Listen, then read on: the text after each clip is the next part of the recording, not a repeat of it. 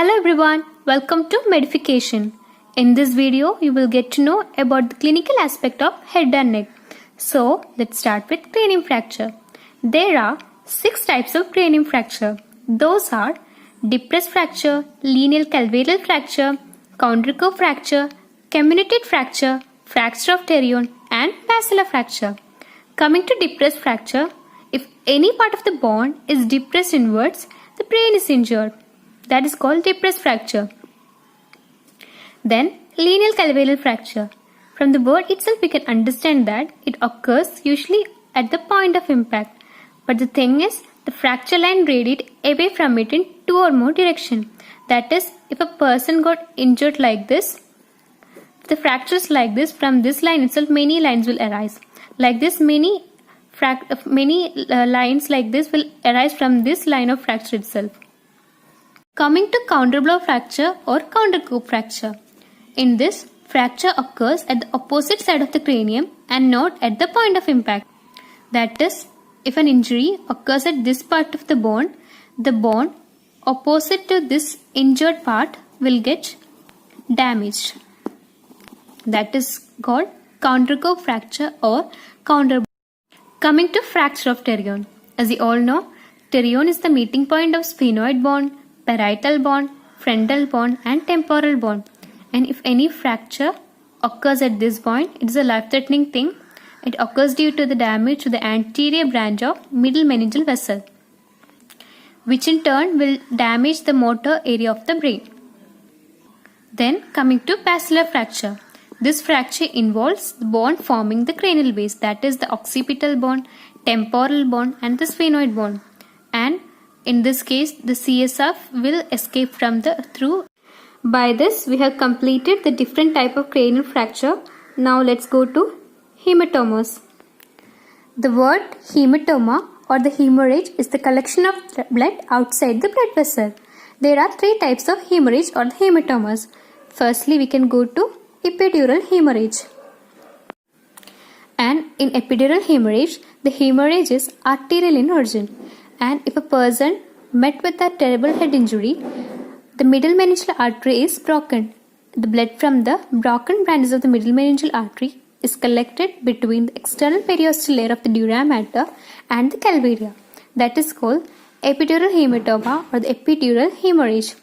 In this case, a person will feel the loss of consciousness or the concussion, drowsiness, and as the blood mass increases, the brain is compressed, so we need to evacuate the blood as soon as possible. Then coming to subarachnoid hematoma, it is also arterial in origin, that is the escape of the blood from the artery to the subarachnoid space. It is mostly saccular aneurysm. The saccular aneurysm is also called the berry aneurysm because it looks like berries. It is the most common type. It has a neck that connects the aneurysm to the main artery, and these aneurysm bulge only on any one side of the arterial wall.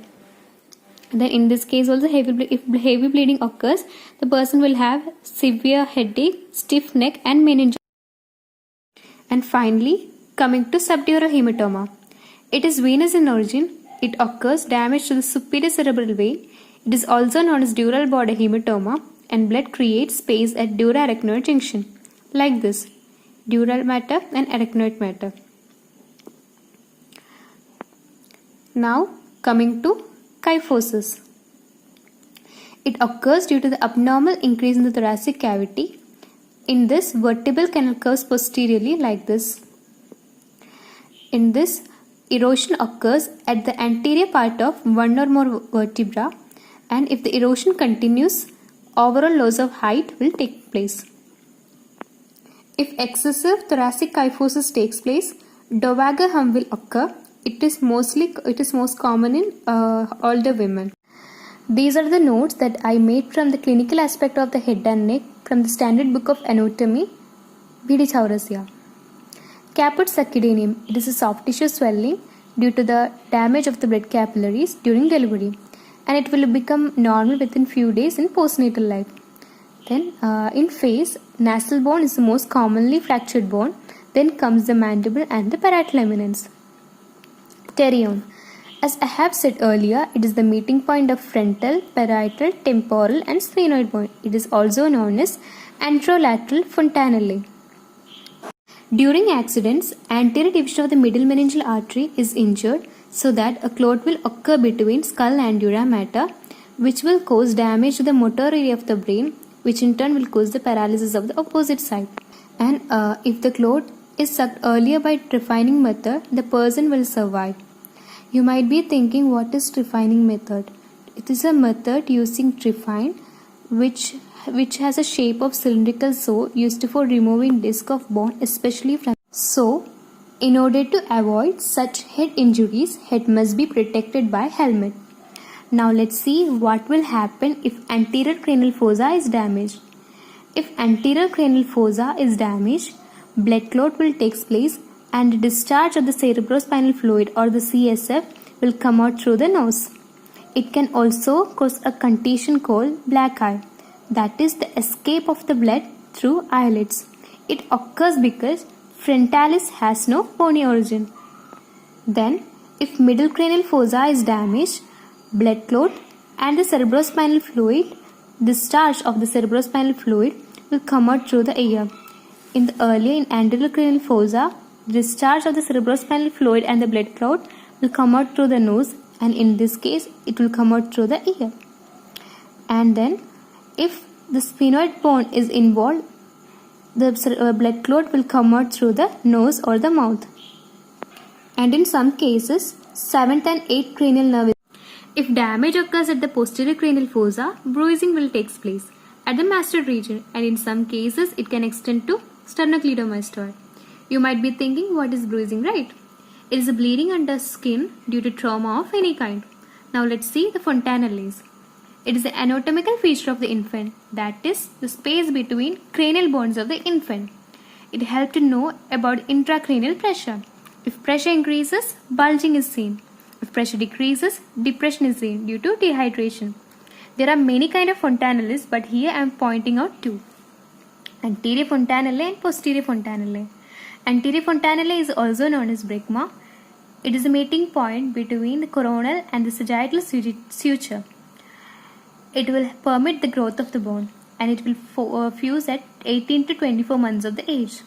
Then posterior fontanelle or lambda. It is a meeting point between sagittal and lambdoid suture, and it will fuse at 2 to 3 months of age.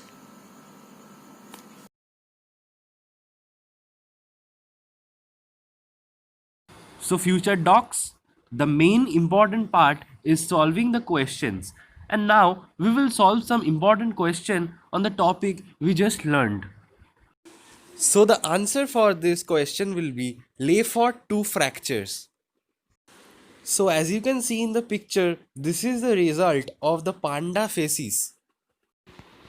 So we are now going to solve an interesting question, which is Guerin fracture. Many people get confused by Guerin fracture, but Guerin fracture is always the fracture which occurs in the lower maxillary area. So this is the line of the Guerin fracture, which occurs due to the maxillary fracture. So Gillies' approach for reduction of zygomatic fracture is done always through temporal fossa, and now I will show you the procedure by which it is done.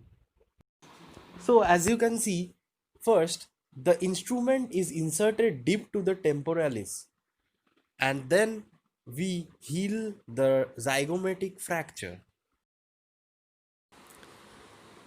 Before ending the video, I would like to take some time and want to share with all of you that obviously we all have a goal, and for achieving that goal we must be persistent and obviously determined to achieve our goal, and surely we will fulfill our dream.